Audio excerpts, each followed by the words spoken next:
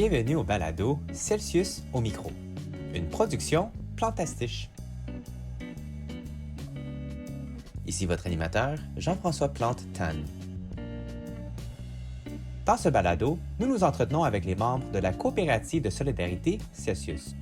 Nous leur posons des questions sur leur projet de micro-réseau résidentiel de géothermie localisé dans Rosemont-la-Petite-Patrie, à Montréal, au Québec. Aujourd'hui, nous recevons Vincent Pelletier, un des locataires d'un des deux bâtiments présentement connectés au système de géothermie partagé Celsius. Vincent Pelletier, bonjour, merci d'avoir accepté l'invitation. Bonjour Jean-François. Juste avant qu'on commence l'enregistrement, Vincent Pelletier, vous m'aviez dit être enthousiasmé par ce projet lorsqu'on vous l'a proposé. Pouvez-vous nous expliquer davantage votre sentiment et également quel était votre rôle dans la réalisation de ce projet-là? Je l'étais enthousiasmé pour la seule raison que c'est une méthode plus dans le fond bioénergétique. Fait que c'est quelque chose personnellement que oui, c'est venu me chercher dans mes valeurs que je recherchais justement dans le futur. Fait que j'ai été très heureux justement d'avoir la chance de pouvoir participer à ce projet-là. Mais comme je suis locataire, ma participation a été davantage juste de la supervision lorsque la compagnie comme telle est venue installer l'appareil pour m'assurer dans le fond que tout restait propre au niveau de mon appartement. L'équipe, quand ils sont venus faire la pose justement de l'appareil, ils ont été très professionnels, ils étaient très sympathiques. Ils se sont assurés que justement de rester propre, puis de pouvoir répondre le plus que possible à nos questions lorsqu'on en avait. Pouvez-vous nous expliquer c'est quoi vous aviez avant comme système de chauffage et peut-être aussi de climatisation? Et c'est quoi le rôle maintenant du système de géothermie? Est-ce que ça vient remplacer ce que vous aviez avant ou c'est un ajout? On avait un système électrique de base, puis l'été, on utilisait air climatisé, justement, qu'on a juste branché au mur avec ventilateur pour venir aider un peu justement la circulation d'air. La géothermie actuellement, c'est davantage un système de support au système qui était préexistant. Donc, l'hiver, on va l'utiliser comme un système de chauffage et l'été comme un système de climatisation. Dans les gros temps froids et comme dans les gros temps chauds, on a quand même besoin d'avoir les systèmes préexistants pour venir aider justement à supporter la géothermie, parce que la géothermie à elle seule ne ferait pas le boulot. Mais en moyenne, ça réussit à faire un excellent travail, du moins dans le quotidien. Et puis en termes d'utilisation, est-ce que ça change quelque chose? Est-ce que c'est simple? Est-ce que c'est compliqué?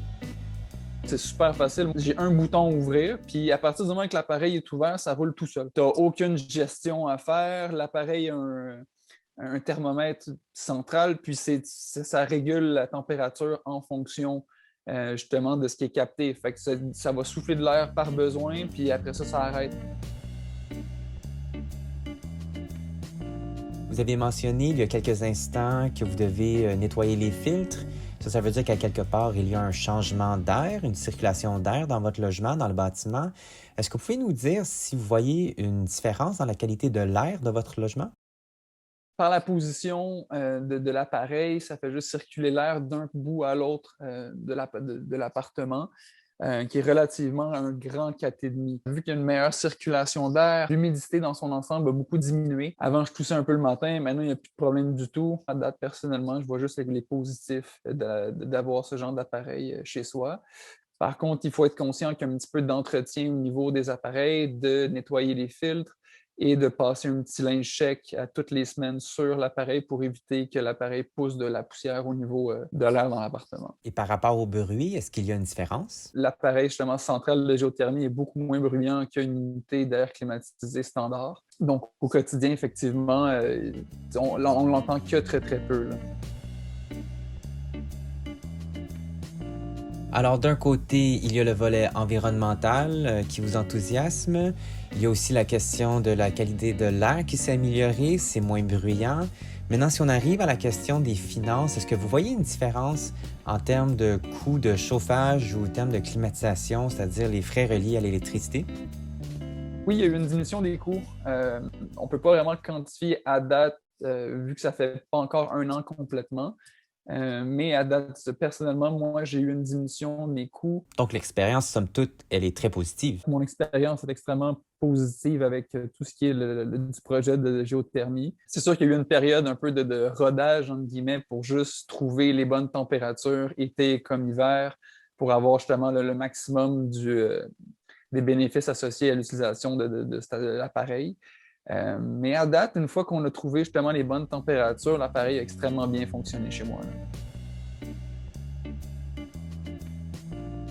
Vincent Pelletier, on arrive vers la fin de cet entretien. Moi, j'aimerais savoir comment réagissent les gens lorsque vous leur parlez de ce système de géothermie, biénergie qui offre en même temps de la chaleur, de l'air climatisé, une meilleure circulation d'air, une réduction de l'humidité. Je veux dire, à un moment donné, c'est très technique. Comment réagissent les gens? Je vous dirais que ce n'est pas nécessairement quelque chose qui est tant connu. Donc, il y a souvent des questions à savoir c'est quoi la géothermie, c'est quoi la différence que ça fait chez toi, est-ce que tu as vraiment vu une différence, pourquoi? Puis j'essaie d'expliquer un peu le tout par rapport à la vision autant d'un propriétaire que du locataire. Puis c'est clair, ça suscite beaucoup l'intérêt jusqu'à maintenant. Alors justement, en terminant, Vincent, ce serait quoi vos derniers arguments pour convaincre quelqu'un soit de participer au projet de système de géothermie partagée Celsius ou bien d'en démarrer un dans leur quartier? Je dirais que c'est beaucoup une question de valeur. Dans l'intention, oui, c'est sûr, sur le long terme, de sauver de l'argent sur les coûts d'électricité, c'est un plus. Mais personnellement, je crois que c'est beaucoup aussi la question de diminuer l'empreinte écologique, puis de présenter pas une nouvelle façon de vivre, mais une façon peut-être un peu plus bénéfique pour l'ensemble de la population. Ça pourrait être des projets qui seraient super intéressants à ajouter dans beaucoup d'unités de logement, etc. Donc, personnellement, je pense que ces projets du genre sont très, très, très positifs à amener de l'avant-scène.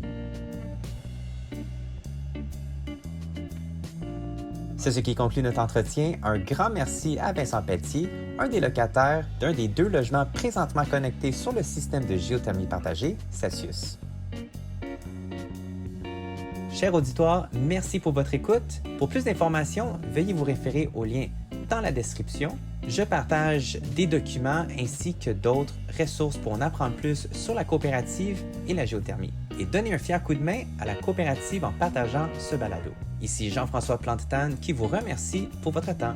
Vous écoutez le balado Celsius au micro, une production Plantastiche.